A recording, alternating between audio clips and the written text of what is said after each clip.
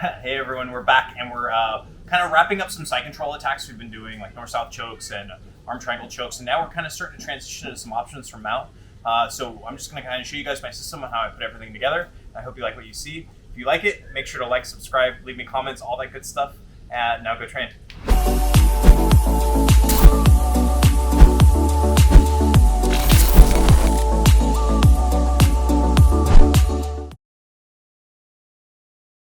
Okay, so we've been looking at the north-south choke, right? And one of the things that I've been really kind of having you guys focus on is getting this elbow up, right? Especially if you want to do arm and north-south choke or look for the jars, all those chokes.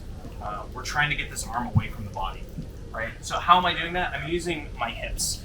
Okay, so when I'm here and I'm pinning, left elbow staying tight to the ear, right hand's blocking the hip, and I'm dropping this hip down so I can start moving Keanu's head up, or his arm up. Now from here, look, it's really easy for me to wrap around Keanu's shoulder, start sprawling back, and dropping my shoulder for the choke. Now look, after you guys do this a couple times, maybe it's just in the gym, your sparring partners are going to start to see it as a more predictable action. Or maybe you guys are competing, you have success with this, and now your other opponents in your bracket see it and they're like, all right, I need to make adjustments. They'll be more prepared for your offense, right? Or maybe it's just simply, I want to use this as a smoke screen to get to a better position.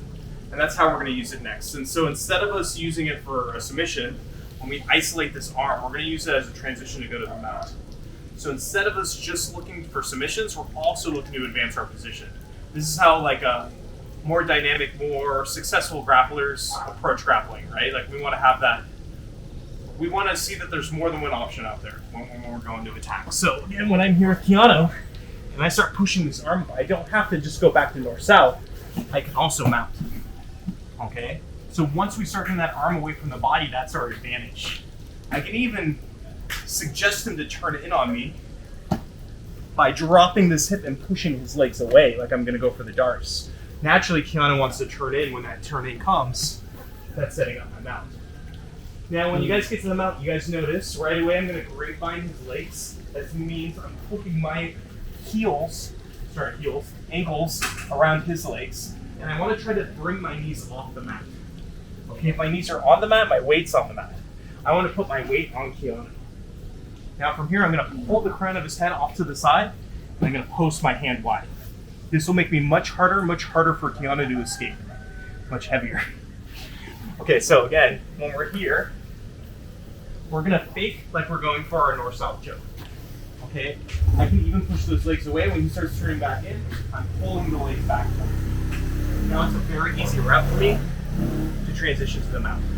When I get to the mount, protruding my chest, hooking his legs, pulling his head to the side. And I'm gonna post wide to make sure I ensure top position. Okay, let's start with just that simple positioning and then we'll look at some submission options. Okay, let's try it. Let's see.